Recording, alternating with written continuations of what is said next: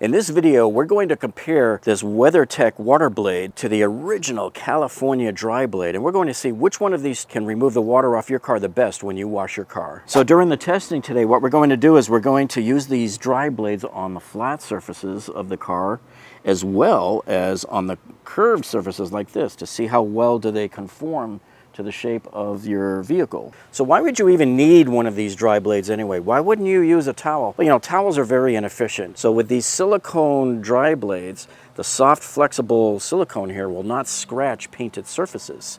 And also, these flexible blades will mold to the contour of your car's shapes. So these dry blades have 15 times less friction than using terry cloth or microfiber cloths on your vehicle's body.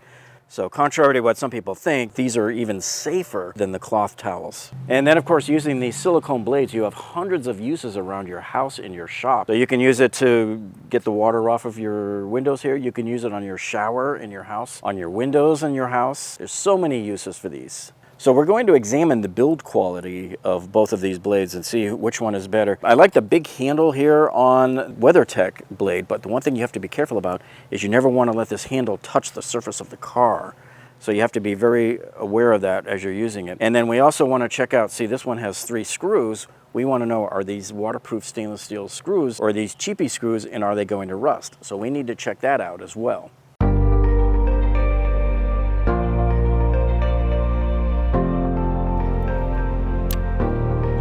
Oh, it's magnetic, not stainless steel. Breaking news, you saw it here first, folks. Now, one thing you might want to try to do is find your own stainless steel screws and put these in here to make this perfect. Okay, so right off the bat, if you look at the difference between both of these blades, you can see the California dry blade right here comes to just a nice, sharp, soft edge. And so does the WeatherTech, but if you notice, see, this has more of a T shape. So it looks like we'll be able to go this way with it and then flip it over and use the other side before you have to wipe it. Some people like to wipe their blade. They go blade and then wipe, blade and then wipe. That's a more conservative way of removing it to lessen the chances of any debris getting caught under it and scratching your paint. Okay, so what we're going to do is we'll probably try this direction like this. Go like this, fold it over and catch the other edge coming back. Comparing the build quality and the construction of the 2 blades, the WeatherTech one is actually 2 pieces. So you have the hard handle and the soft blade. It's got a potential to break into 2 pieces. The California dry blade is 1 piece of silicone. You can bend it, you can do this. There's no screws that might get rusty on it. Okay, now on some of our previous car wash videos, some people have commented that you're never supposed to use these blades.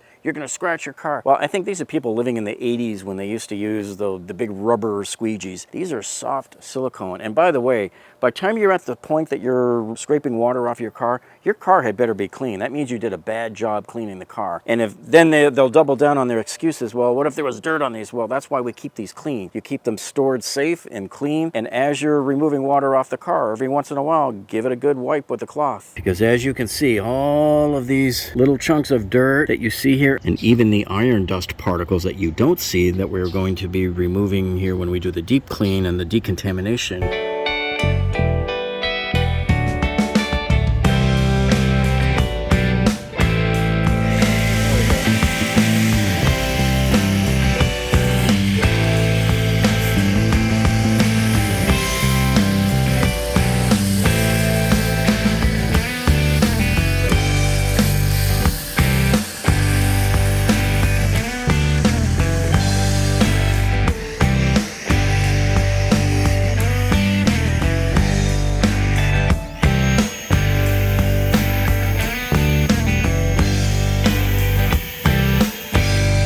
So now that we've applied the foam soap here, this is just our pre-rinse. So what we're doing is the soap and the water, it's dissolving whatever dirt is on there and letting it just drip down, and we'll rinse it off, and then we can safely do our 2-bucket car wash. So this prevents us from having too much dirt on the surface of the paint that would cause it to scratch. We always recommend when you wash your car to use the 2-bucket method.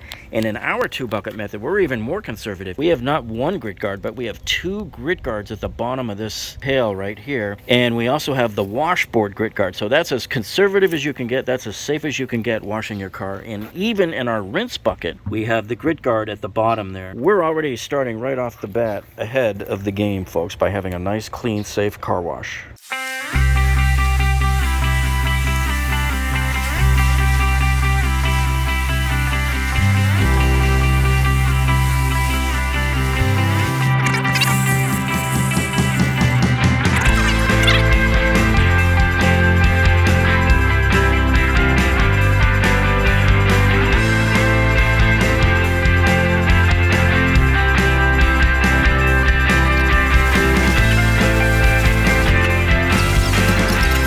we have told you in the past in our other car care videos, just because you wash your car doesn't mean it's clean. You can feel all that grittiness on it. It's almost like sandpaper. So now we're going to decontaminate the paint, and we have to dissolve all of the brake dust and iron particles, spray the whole car down real quick, and we'll rinse it off. So even though this is a dark colored truck, you can see the areas where it's starting to turn purple. That means the Iron X is reacting with the iron particles in the brake dust.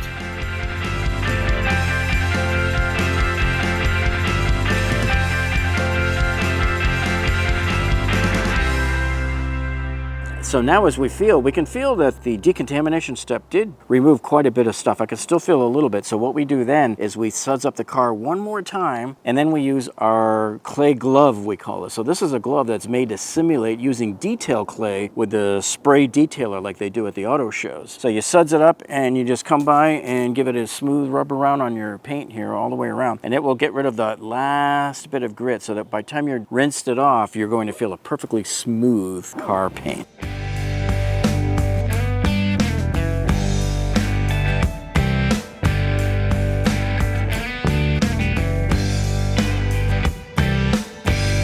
Okay, so you can see that using this clay glove is a total game changer with the soap, because the physical agitation and the gentle scouring that it gives you behind all of that lubricated soap, it just makes it super smooth. You don't feel one bit of grit. It's just amazing. Now your car is safe to dry off, whether you want to use a cloth or the blades. Okay, examining the profiles of these two silicone water blades, you can see here how the T shape here is on the WeatherTech blade, and how it looks like it could really scoop up a lot of water in both directions. You go this way and then flip back the other way. California dry blade just simply tapers down to a tight, sharp point. And by the way, we have never put a single scratch on any vehicle using these dry blades. So see how it plants right on there, and you just... And then we'll come back and hit it this way too.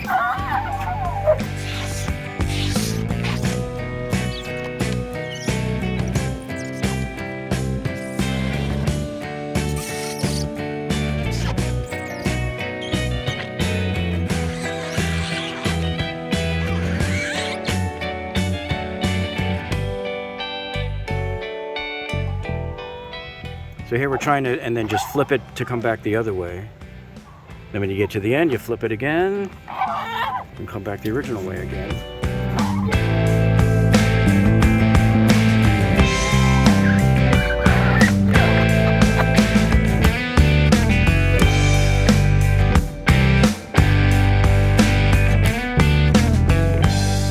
Now the instructions tell you to start at the top of the vehicle and come down. We were just picking different panels and different spots and contours to show you. But normally you would start at the top and come all the way down. See how it just gets every last drop on the windows. Yeah, so if the WeatherTech blade does this good of a job on the windows, I bet it'll work pretty good on the shower.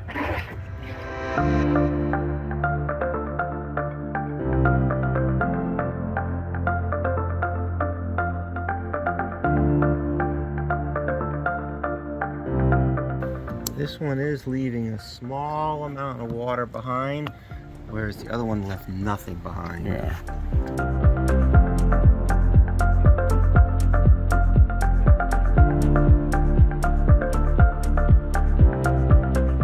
And here we are on the bug screen here.